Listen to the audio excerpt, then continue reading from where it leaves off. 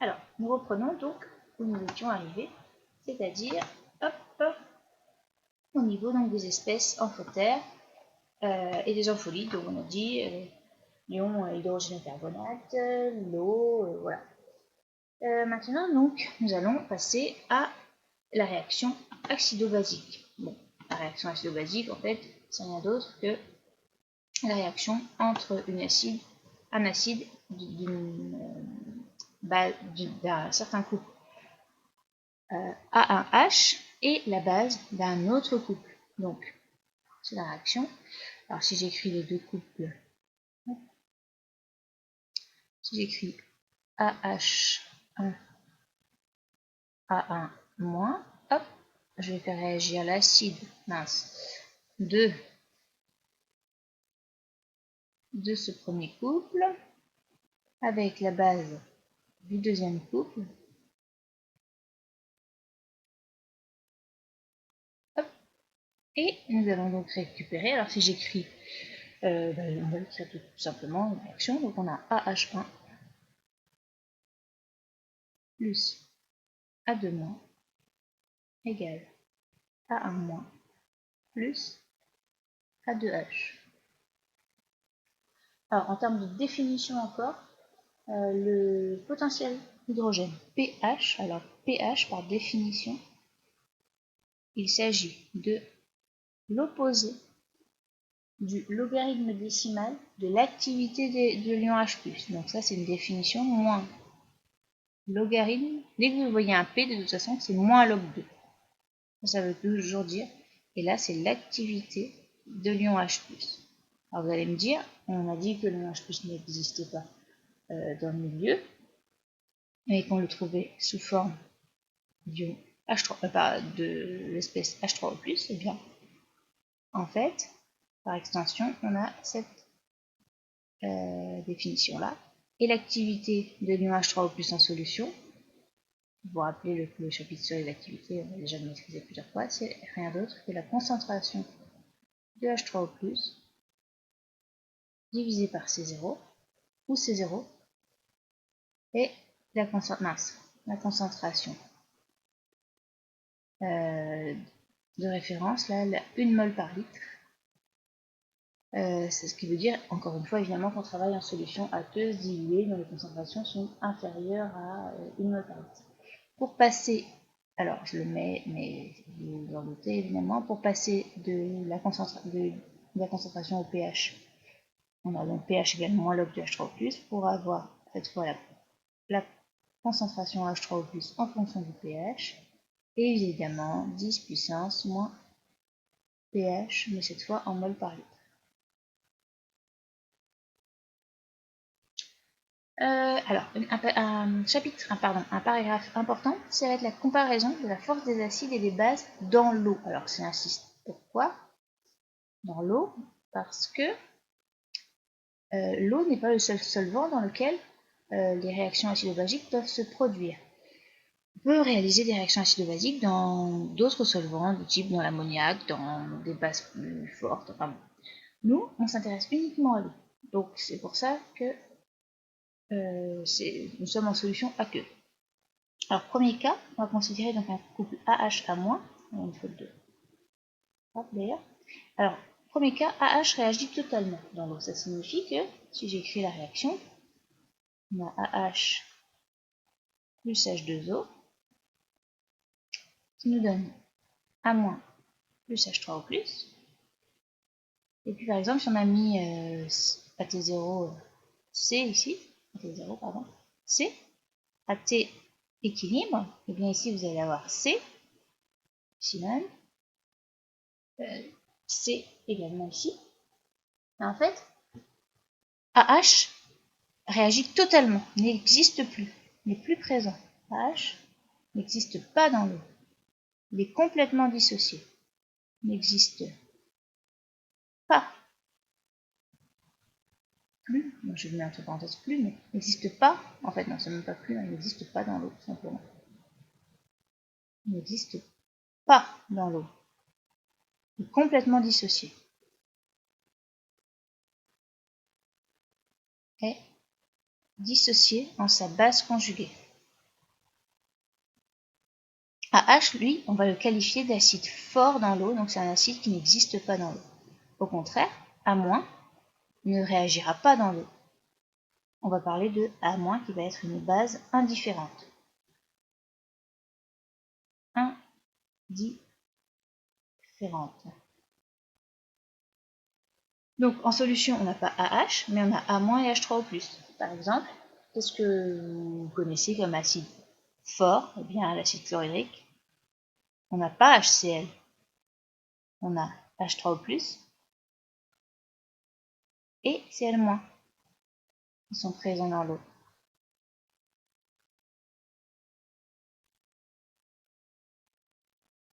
H3O+, HCl n'est jamais présent. Donc, il n'existe pas dans l'eau, il est dissocié. Donc ça, c'est vraiment du vocabulaire. Si on fait la même chose avec maintenant hop, la base. La base, alors maintenant, ça va être A- qui va réagir totalement dans l'eau. Hop là. Donc si j'ai écrit l'équation, on va avoir A- dans l'eau, qui va donner AH, pardon, AH plus OH-, plus OH-. Et A- réagit totalement. Donc si on introduit C0, on a A- est une base. De la même façon, on va l'appeler une base forte. A- n'existe pas dans l'eau. Je l'écris en toutes lettres, pour que vous compreniez bien ce que ça veut dire. N'existe pas du tout. N'existe pas dans l'eau. Elle est totalement dissociée. Elle se dissocie totalement. Elle est totalement dissociée en son acide conjugué et OH-. AH ne réagit pas, on parle de l'acide indifférent. Indifférent. Donc en solution, on n'a pas A-, mais on a AH et OH-. Et donc là, ça se retrouve, par exemple, si on a tout ce qui est les radicaux, ROH, OH-, vous n'avez pas la base, mais vous avez vous avez l'acide conjugué. Troisième cas, eh bien c'est le cas que vous... Alors vous avez les deux cas évidemment à conserver, à maîtriser, base forte et acide fort, bien sûr, mais maintenant AH et A- réagissent partiellement, c'est-à-dire si on met AH dans l'eau, eh bien on va avoir coexistence entre l'acide et la base du couple. Réagissent partiellement. AH et A- coexistent dans l'eau. Donc on va dire que ce sont des acides et des bases faibles. Voilà, c'est ce qui est écrit dans l'eau. Il y a équilibre. Donc là, c'est le cas de la plupart des réactions. Enfin non, disons que tous les autres qui ne sont ni base forte ni acide fort sont des acides et des bases faibles. Alors poursuivons avec les définitions de constante d'équilibre. Constante d'équilibre, alors, je vais apporter un nom particulier qui va s'appeler constante d'acidité dans le cas du couple lorsqu'on écrit la réaction entre l'acide dans l'eau. Lorsque vous écrivez AH mis dans l'eau, qui donne la base conjuguée plus H3O+, et bien l'expression de la constante d'équilibre, K, donc qui est l'activité de H3O+, équilibre, multiplié par l'activité de A- divisé par l'activité de H à l'équilibre et l'activité de l'eau. Là, je rappelle évidemment les définitions qu'on a vues dans le premier chapitre de chimie de l'année, mais ça ne donne rien d'autre que si on utilise les activités, la concentration H3O+, à l'équilibre, la concentration de la base A- à l'équilibre, sur la concentration en acide, en acide à l'équilibre. Et si on omet le C0 qui vaut 1 mol par litre, on n'est pas forcément obligé de l'écrire. Et ça constitue la constante d'acidité du couple. La définition, c'est un nom particulier que porte cette constante d'équilibre, elle s'appelle constante d'acidité du couple AH-A-. Voilà ce que vous avez à retenir déjà là-dessus. Hop. Ensuite, maintenant, on va exprimer, hop là. On va remarquer quand même certaines choses. C'est que on va pouvoir exprimer le lien entre le pH et le pKa. Alors je vais réécrire. Je vais réécrire ici Ka. Donc c'est bien la concentration en AH là, fois n'importe quoi. Hop. La concentration en base multipliée par la concentration en H3O+, en H3O+, divisé par la concentration, n'importe quoi, la concentration en AH. Maintenant, on va essayer de faire le lien entre le pH et la constante et le pKa. Donc si j'isole H3O+, bon, c'est pas forcément utile, mais je le fais peut-être. Donc vous avez AHKa, donc bien ça, divisé par la concentration en A-. Et maintenant, je vais appliquer la fonction moins log 2. Donc le pH, moins log de H3+, moins log de K, eh bien ça ne sera rien d'autre que le pK, de la même façon, parce que pK, je l'écris ici, P. Dès l'instant que vous avez P, hein, comme je l'ai dit tout à l'heure, c'est moins log de ce qui est suit derrière. Moins log de K. pKa, donc, moins log de AH sur A-. Et puis souvent, donc vous notez vous apprenez cette relation, pH égale pKa du coup, plus log de la concentration de la base sur la concentration de la base sur la concentration de l'acide, en moins sur H. Alors, et on remarque que plus la force de l'acide augmente, est-ce que j'aurais dû l'écrire plutôt ici? On va la regarder ici, parce que là, la remarque, elle aurait dû être en dessous plutôt. Car plus la force de l'acide augmente, et plus, qu'est-ce qui se passe si l'acide est très très fort, et plus la concentration en A- est importante, et donc la concentration en H est faible. Et donc ça veut dire que plus le Ka est comparé, donc ça veut dire que le A- est très très élevé, donc le Ka est élevé. Dissociation importante de l'acide. Plus Ka, la constante d'acidité est élevée, et plus pKa, au contraire, est faible. Donc ça à retenir, plus vous avez des acides forts, et plus leur pKa, donc là c'est augmentation, dans ce sens-là, de la force de l'acide.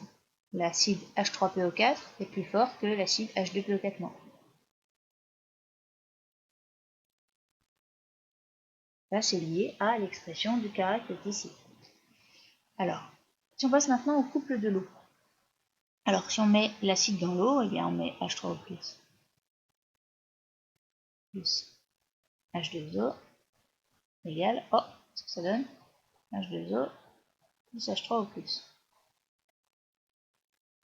Alors, dans ce cas, on se retrouve avec un pKa qui est égal, à 1, un pKa, un log de Ka qui est égal à 0 pour le couple H3O plus H2O. Dans l'eau, évidemment. Le pKa, donc, égal à 0. Pour le couple H2O ou H-, de la même façon, je mets H2O dans l'eau et j'obtiens H3O plus OH-. Et là, alors cette réaction s'appelle autoprotolyse de l'eau. Vous avez déjà vu tout ça, évidemment, au lycée. Et là, la constante d'acidité, la constante d'équilibre, donc la constante d'acidité, porte un nom particulier qui va s'appeler le KE, le produit ionique de l'eau, produit ionique de l'eau, et qui va être le produit des concentrations entre OH- et H3O+. À l'équilibre, évidemment, je mets à chaque fois le équilibre, c'est un petit peu longuet. Et le pKa de ce couple-là vaut par choix 14 à 298 K. Alors on peut également trouver comme définition la constante de basicité. Alors je l'ai mise, mais c'est pas quelque chose de très important, mais comme ça vous l'avez vu au moins une fois. La constante de basicité, c'est le produit entre, au lieu de faire intervenir H3O+, on fait intervenir OH-. Et on s'aperçoit en fait, si je réécris l'expression, AH, et que je multiplie cette expression par H3O+, en haut et en bas, du numérateur dénominateur, on s'aperçoit que, donc là je me suis contenté de multiplier par H3O+,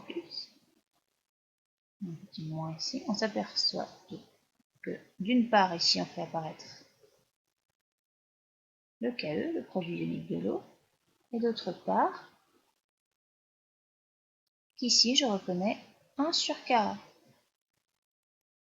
1 sur Ka, et donc finalement le Kb est égal à KE sur K. Donc à retenir que le lien entre la constante de basicité et la constante d'acidité, vous avez le produit KKB qui est égal à KE. Autrement dit, on peut appliquer pKa sur ces relations-là, mais bon. Alors, ce qui va être important, c'est de positionner les acides et les bases sur une échelle de pKa, comme on l'a fait dans le chapitre précédent, positionner les couple oxydant-réducteur sur une échelle de potentiel standard pour déterminer qui est l'oxydant le plus fort, qui est l'oxydant le réducteur le plus fort. Hop, donc là, on commence par un petit peu la réaction. Alors, on va regarder déjà la réaction que l'on considère. Donc, on met un acide dans l'eau. Hop, ici, je considère le sens 1. Ici, je considère le sens 2. Alors, je mets un acide dans l'eau. Et donc plus la réaction est déplacée dans le sens 1, et plus l'acide, AH se rapproche, parce qu'on a vu tout à l'heure, d'un acide fort, parce qu'il va être de plus en plus dissocié. Au contraire, si la réaction est déplacée dans le sens 2, A- va se dissocier en acide, et on va dire que A- se rapproche d'une base forte. Hop, d'une base forte. Donc, maintenant, ce qu'on va devoir faire, c'est comparer entre les bases. Alors par contre, oui, on ne pourra pas comparer entre elles les bases fortes et les acides forts dans l'eau, parce que de toute façon, s'ils sont complètement dissociés, justement, ils sont complètement dissociés, on ne peut pas les comparer. Donc il faudrait, pour les comparer, que nous ayons un solvant, un autre solvant que l'eau. Donc on appelle ça des solvants qui ont des H mobiles, des solvants amphiprotiques. C'est pas forcément à retenir, mais donc pour étudier les bases fortes en fait dans l'eau, il faudrait utiliser un solvant moins acide que l'eau, par exemple l'ammoniac. De la même façon, pour étudier les acides forts, pour savoir qui est plus fort, entre guillemets, parmi les acides forts, sachant qu'ils se dissocient tous déjà dans l'eau, il faudrait utiliser un solvant moins basique que l'eau, autrement dit, par exemple, l'acide éthanoïque. Alors, si on fait un résumé, et c'est ça que vous devez retenir, eh bien, on va représenter une échelle graduée en pKa. Alors, je la fais coucher, on verra pourquoi. Mince. Je la fais coucher. On verra pourquoi, pour faire apparaître les règles des réactions prépondérantes, des gamma, etc. Alors, je vais positionner. Hop, maintenant, je vais positionner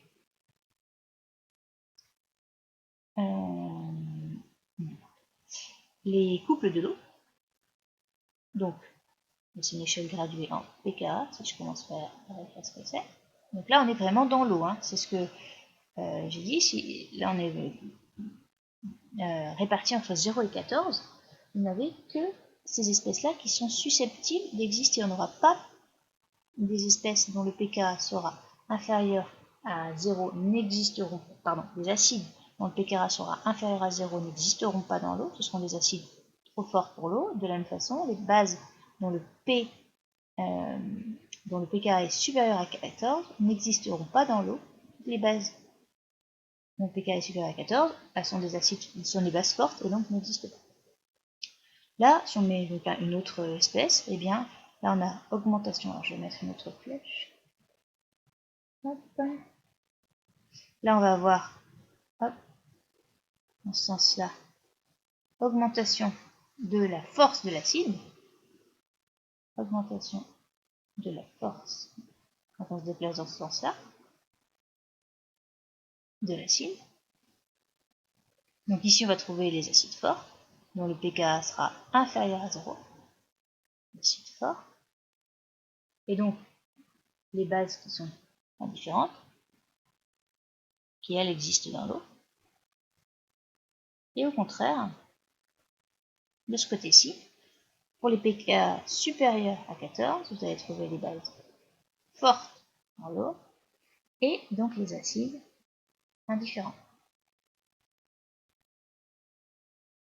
Et au milieu, eh bien ici, dans tout ça, vous avez les acides faibles, les bases faibles, et si je représente avec un petit connecteur, ce qu'on a là, de la même façon, hop, l'augmentation de la force de la base. Dans ce sens-là, augmentation de la force de la base. Donc vous allez positionner les couples acide-base sur une échelle graduée en pKa, de la même façon qu'on positionnait les couples redox sur une échelle de potentiel standard. Donc c'est ce que je disais, des espèces dont le pKa n'appartient pas à 0,14 ne pourront pas exister dans l'eau, par contre, pourront exister dans d'autres solvants que l'eau. Par exemple, ici, donc l'éthanol, 15,9, donc la base de l'éthanolate n'existe pas. De la même façon, HCl, donc pKa est moins 7, n'existe pas. N'existe pas dans l'eau. N'existe pas dans l'eau. Et c'est de la même façon pour l'ion-éthanolate. N'existe pas non plus.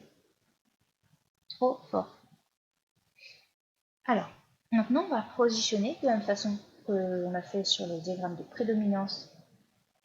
Alors, sauf que dans les réactions d'oxydoréduction, il y avait également des diagrammes d'existence. Là, seulement, diagrammes de prédominance. Donc, on reprend les définitions.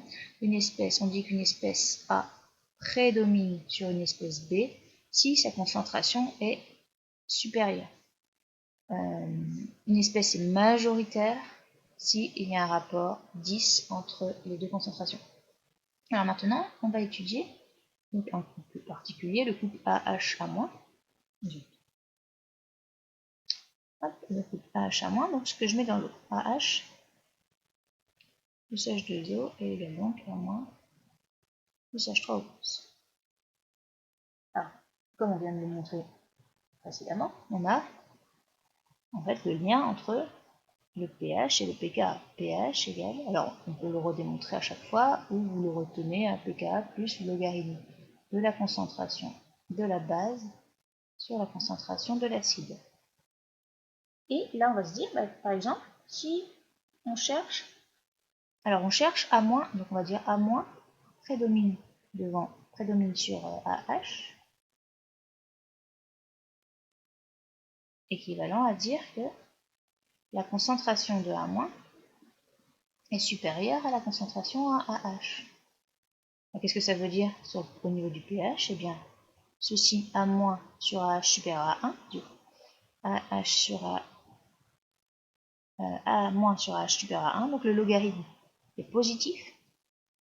Et donc pH, alors dans ce cas, alors je vais l'écrire comme ça quand même, A-, je détaille, mais bon, hop, sur AH supérieur à 1, logarithme de A- sur AH supérieur à 0, et donc on arrive ceci le pH supérieur strict au pKa, dans le cas où la base prédomine sur l'acide. De la même façon, si on veut un domaine de majorité, alors, eh bien, on va avoir la correspondance, je ne vais pas laisser assez de place, mais ça va être pH supérieur à pKa plus 1. Alors, j'ai un rapport 10, je peux le faire quand même, insérer une page. Après, si on souhaite avoir eh bien, le rapport 10, donc A, c'est-à-dire à moins, si A- est supérieur à 10 fois la concentration en AH, à ce moment-là, le pH est supérieur à pKa plus 1. Donc ce qui nous donne, si on fait un résumé, hop, eh bien, AH prédomine sur A-, en fait, je n'ai pas forcément obligé de ces deux-là, on va faire un seul axe. Hop, pKa, une échelle graduée en pH, cette fois il faut faire attention, il faut bien faire attention. Donc du côté des pH les plus élevés, on a dit, on trouve la base, et AH ici. Par contre, donc domaine de majorité AH est majoritaire devant A- lorsque vous êtes à pKa moins 1, AH majoritaire, et A- majoritaire devant AH lorsque vous êtes à pKa plus 1. La limite étant le pKa, évidemment, que je n'ai pas écrit ici. Donc là, on a A- qui est majoritaire. Je précise qu'il s'agit ici d'une échelle graduée en pH et sur laquelle la frontière va être le pKa. Alors un petit exemple, on va le faire comme ça, hein, de toute façon, c'est pas très... Hop, je positionne les différentes espèces avec les différents... Donc là, vous avez un diacide, H3PO4, un triacide, pardon, pourquoi j'ai dit diacide? Un triacide, donc pKa1, pKa2, on a dit 2,7, 7,2 et 2,4, le pKa numéro 3. Ici, quand on s'intéresse au premier pKa, l'acide est ici, se situe ici, H3PO4.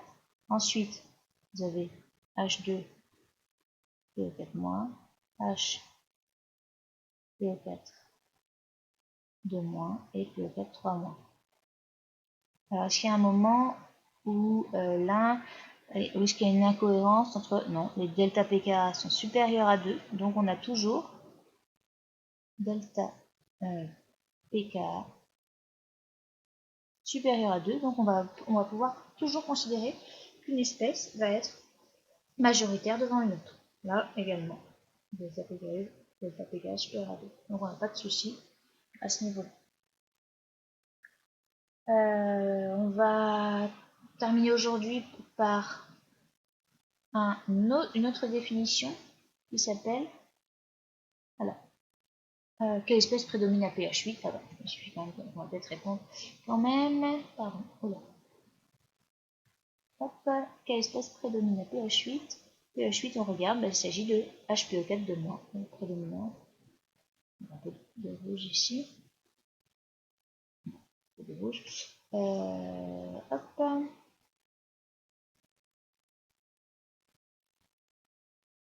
À pH 8, vous positionnez pH égale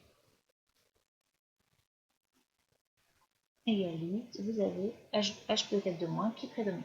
Bon, donc maintenant, on passe au diagramme de distribution. Alors ça, par contre, vous ne connaissez pas, vous n'avez jamais vu ce que c'est.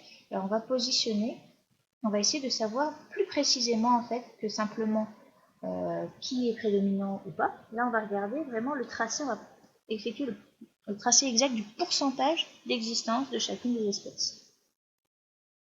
Donc là, si je représente le couple, si j'utilise le couple AH à-, mince. Hop, AH à- dans l'eau,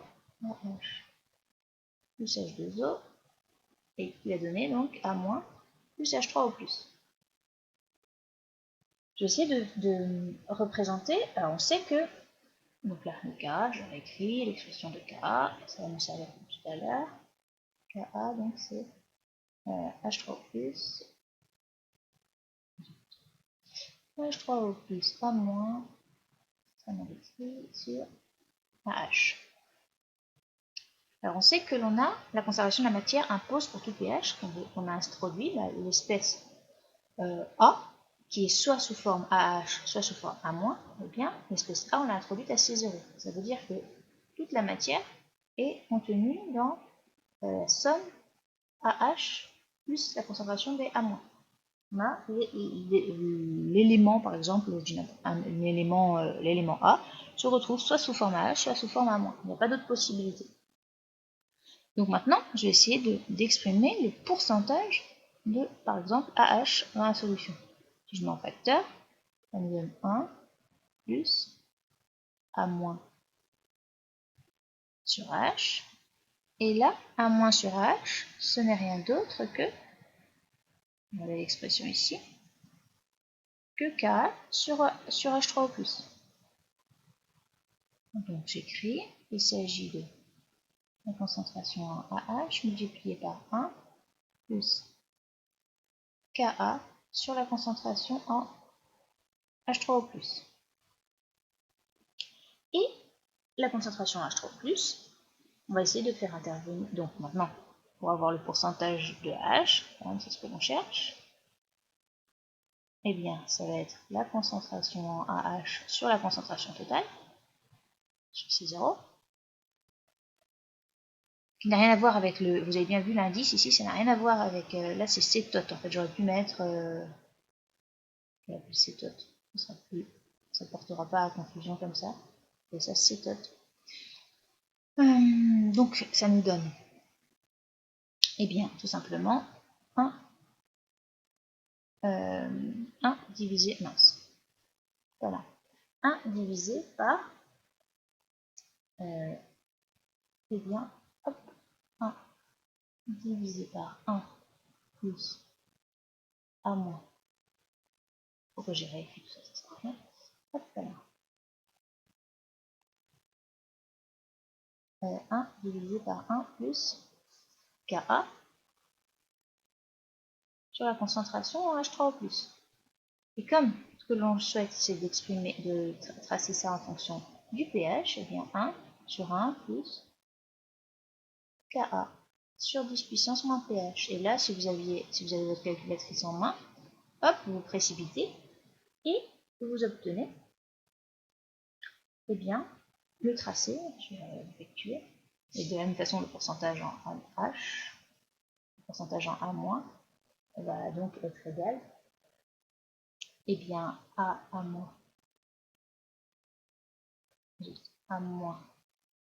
sur C tot,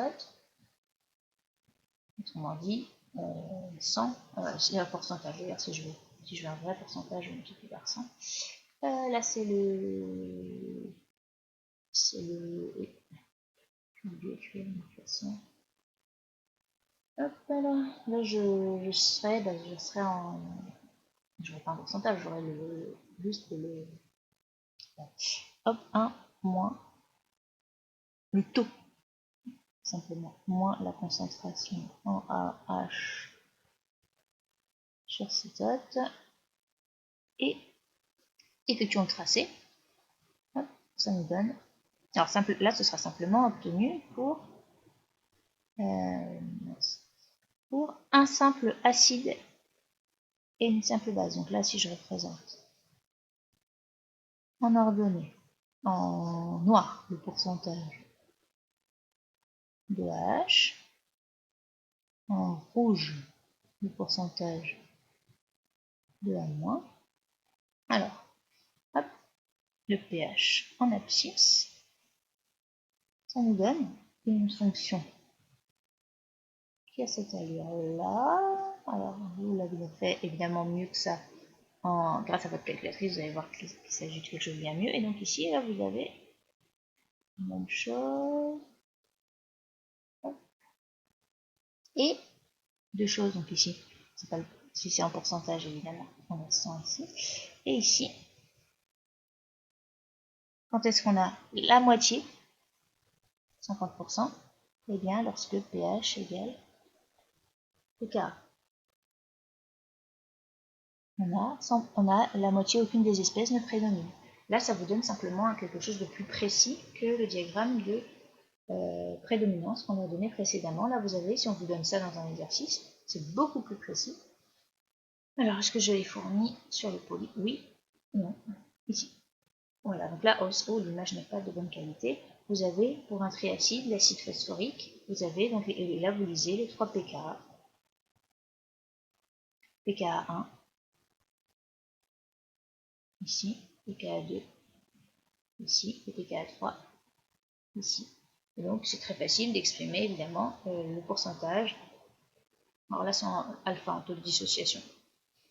Eh bien, donc, je vais vous montrer, hein. Ici, évidemment, vous identifiez très facilement. Donc, il y a des exercices où on c'est écrit H3PO4, évidemment. H3PO4 qui décroît 50% à pH égale pKa1, etc., etc. Il faut que, même si ça ne vous est pas fourni, les indications ici sur les différentes courbes, il faut vous identifier à chaque fois quel acide, quelle base sur le diagramme de distribution. Voilà, donc on va s'arrêter là pour aujourd'hui. Très peu de choses nouvelles, mais soyez au point là-dessus, surtout sur les notions de acide fort, base indifférente, base forte, acide indifférent. Voilà.